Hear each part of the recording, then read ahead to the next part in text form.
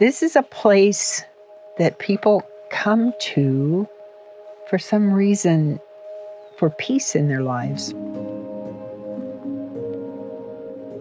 Having a small community like this is, well, it's part of the reason I came back to where I did.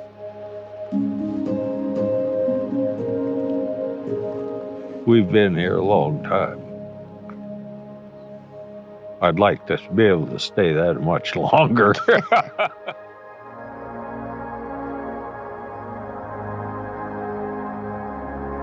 We're about 3/4 of a mile from the U.S.-Canada border in northern Montana. I was born here. I lived my whole life here. My parents were here. My dad's family was here before him, and his dad's family was here before him. Grandpa and Grandma, they both homesteaded there in the early 1900s. What, 120 some years? He acquired the land and the different people that were here before, and now it's a partnership with my dad, my uncle, and myself. We're a cow-calf operation. This is where all your beef comes from, with people like us. There is a whole livelihood for 2 or 3 groups of people before they even see a piece of meat. In the winter, snow-capped and windy and dark, the sun doesn't come up till after 9. It goes behind the hill at 3.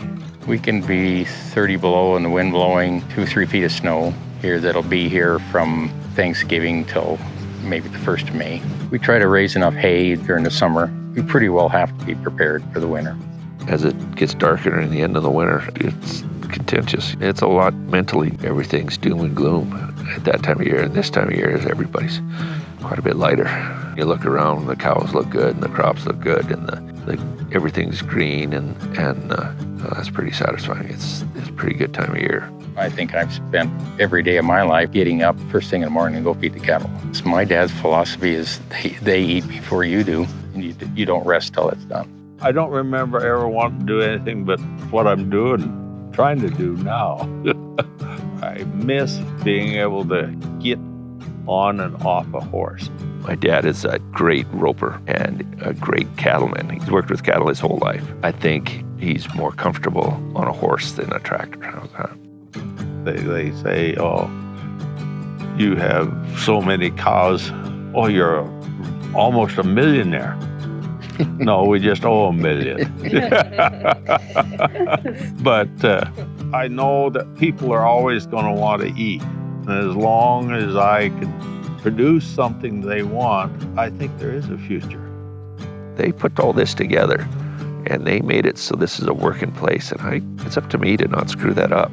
My grandfather used to say, you ask him about the good old days, he said there wasn't anything good about them. They had to work. They had to physically work, and you got to respect that. My mom worked for 40 years away from here to help support the lifestyle that we have, to not take as much off the place. It takes hard work and manageability, because to make ends meet, you have the land and the animals cared for well. In order to do that, you have to compete in the market and pay the bills to keep your family intact and pass along your lifestyles to whichever of the family decides they want to continue it. My father, he was the true patriarch of the family, and he demanded everybody get along. When you have struggles or you have challenges, it's always to feel alone or overcome. That's a good part, to have family there that has the same goals as you. I don't know that there's any place better to grow up. And I'm biased, but to be able to go outside and see this your whole life, I'm really happy that there are people like my son and several of his friends have come back to the area. It's a burden that they're stepping into. To come back to the area and take on the struggles that your parents did is, a lot of people, that scared a lot of them off. My dad, he's probably the best person you'll know. Really wants his community to thrive, and he's very passionate about it. He'll bend over backwards for you. It makes me feel good, like I've,